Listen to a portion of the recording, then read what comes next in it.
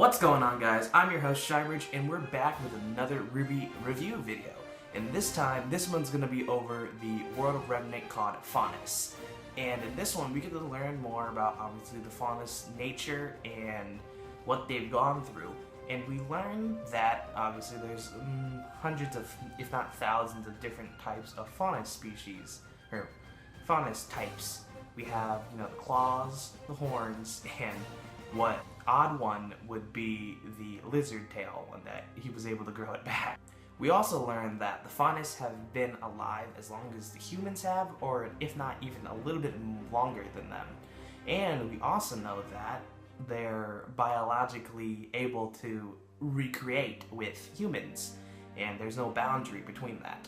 Like it stated in the video, if a wolf Faunus and a wolf Faunus procreate, then they'll get a little wolf cub. But if a wolf Faunus and a human procreate, then it most likely will also be a wolf cub because of genetics, probably. I'm assuming that the Faunus trait is more of a dominant trait, if any, so it has the advantage over just becoming a normal human. If a wolf and a bull Faunus procreate with one another, then it gets into a moral gray area and it's completely random, which is very interesting, since then both dominant traits don't intermingle with one another. So the genetics in RWBY are really odd and kind of really interesting for the world. As of right now, we don't really know how Crow feels personally about the Faunus, but I think he's okay with them. But some of the things that he says can point towards his distrust, or not distrust, more dislike for them. But that's to be seen. It saddens to see that the Faunus are very mistreated and even killed at times because of just how they look and who they are. They're basically humans, but they just look a little different, and that's what makes people distrust them.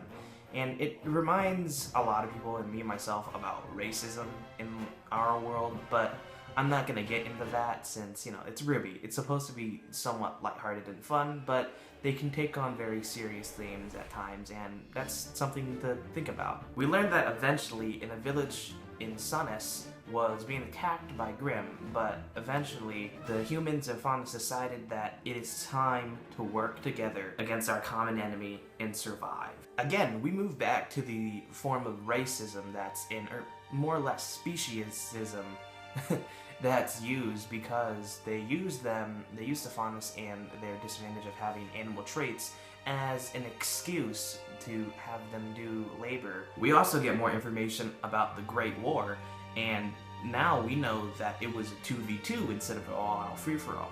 Originally, I thought it was an all-out free-for-all between the four kingdoms, but now we learned that it was Vale and Vacuo versus Atlas and Mistral, which is very interesting to say the least. After the Great War, we see that the Faunus are given Menagerie as a land for them to do whatever they please to.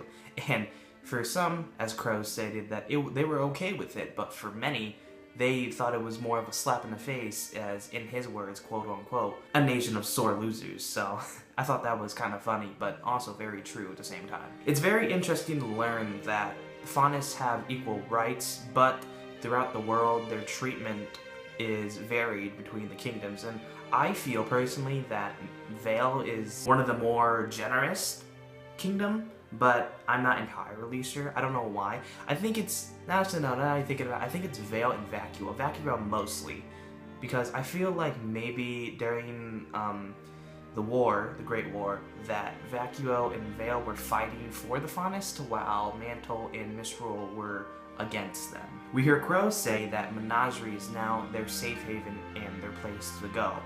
But, as he states later, that if you push people into one area, they'll be able to grow, and soon the White Fang will rise. And that was very interesting because we all know originally that the White Fang was a symbol of peace and unity after the Great War, and they were used as like more of the peace force, so to speak, for the Faunus to give them their equal rights that they deserved. It would be very interesting that maybe in a later volume, not now, we get to see more backstory on the Great War and see what actually was going down and how the Faunus were treated and everything in that sort of manner. What will be even more interesting to see is how the White Fang grew to become who they became. Because originally, like I said before, they were a peace organization. Now they're a force of terrorism. And I wonder how that originally sparked. Overall, I think this was a very good World of Remnant, and it gave us more information about who the Faunus are and what they do and why they're treated in the manner that they are.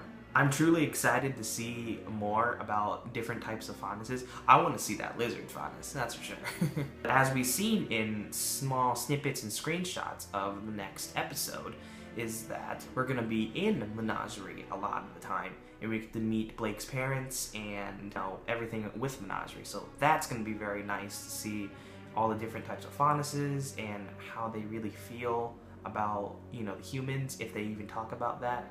And yeah, I really hope that we're going to get more information in due time. That's it for this RWBY review. I hope you guys enjoyed. I'm your host, ShyBridge, and I'll see you guys in the next one.